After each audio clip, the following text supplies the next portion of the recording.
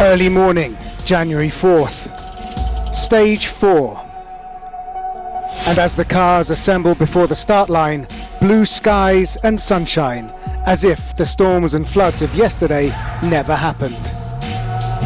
The drivers know that today's loop is their first proper taste of mountainous dunes. So let's hit the Saudi sand.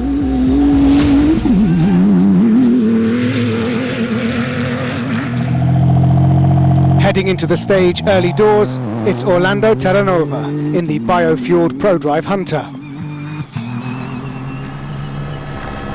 After a brilliant top 3 stage time yesterday, proving the outright pace of the car, it's a sad moment today for the Argentine rallying veteran contesting his 17th Dakar. The BRX crew have pulled up their ProDrive Hunter after only 20k of stage. The car looks fine, but Orly is clearly in some pain. And they return to the bivouac.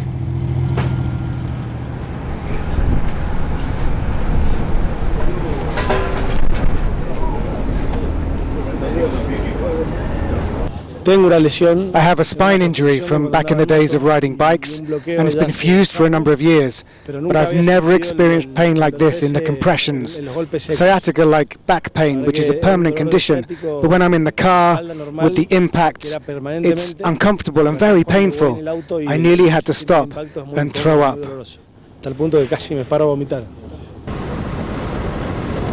Looks like game over then for Orly. And that is Mathieu Serradori's Century Racing CRT6 stopped. A real shame for the Frenchman, who had started the day 6th in the overall standings and definitely in the mix to get up into the top 3. But this mechanical stop has made a big dent in those ambitions, to the tune of over 2 hours delay.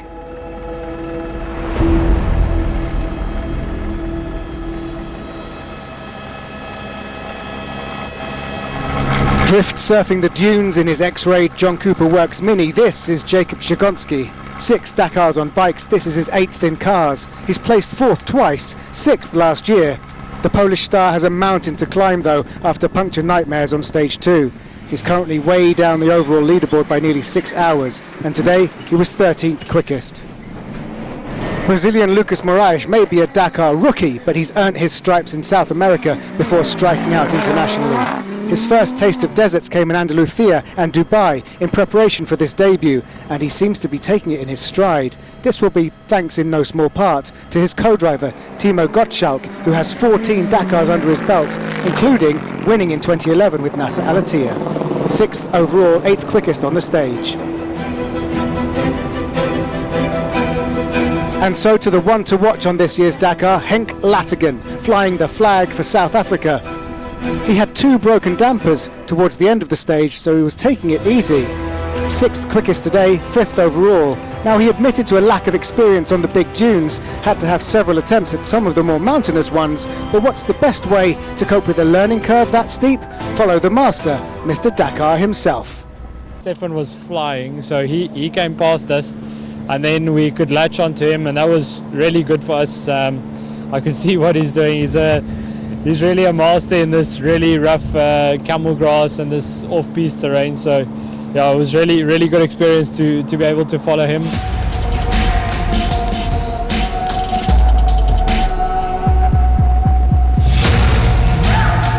Saudi hero Yazid Al-Raji was 5th quickest today, but remains in 2nd overall, 1 place higher than his best ever finish last year of 3rd.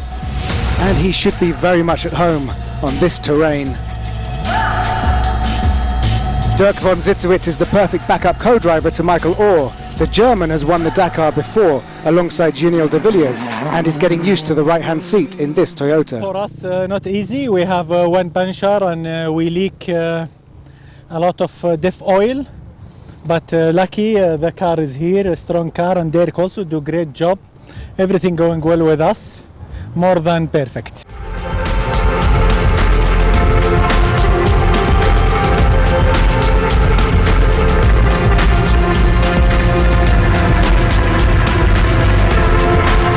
This is rally leader Nasser Al-Attiyah.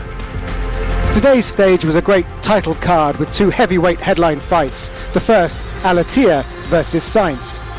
But as reigning champion, and with a healthy lead in the overall standings, Nasser could take a lot of punishment. No need to go for the knockout, no need for risks. He finished fourth quickest, only 16 seconds behind his Spanish rival.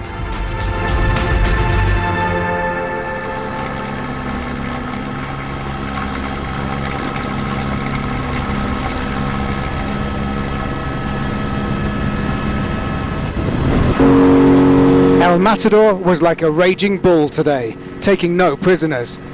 With half an hour lost, along with the rally lead yesterday, Sainz came out fighting.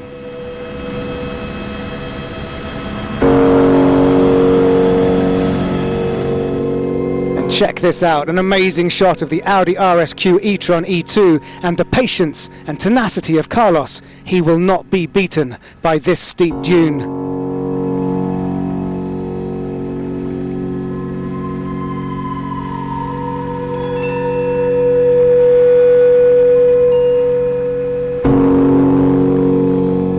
Amazing.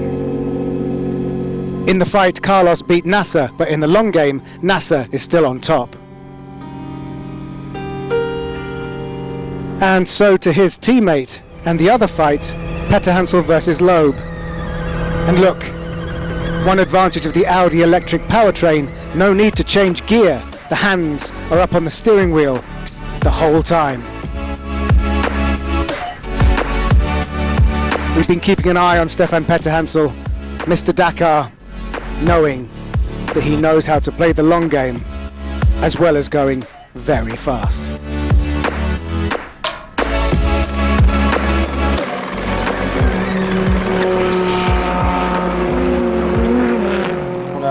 We kept our rhythm from the start. To clock a good time, you have to hurt yourself. It's like a boxing match. We jump in the camel grass, we hit the small dunes. If you don't do that, you don't clock a good time. For the body, it's not great. I think the job of a boxer is easier than the job of a rally raid driver. That's fighting talk from Mr. Dakar, and today his sparring partner throughout the stage was a resurgent Sebastien Loeb, exchanging fastest sectors like punches. But the final uppercut came from the younger Frenchman, and he suffered along the way. The 9-time World Rally Champion had no power steering for the last 20k, so his arms were exhausted. He could have been 10 minutes quicker, but he still won the stage by only 13 seconds. It's a 17th career Dakar stage win, his first this year. The knockout blow as Loeb's 2023 fight back begins.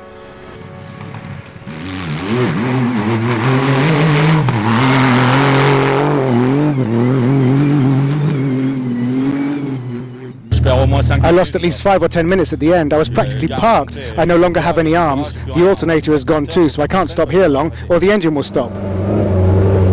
Seconds away, and Prokop gives his exhausted WRC rival a tow home.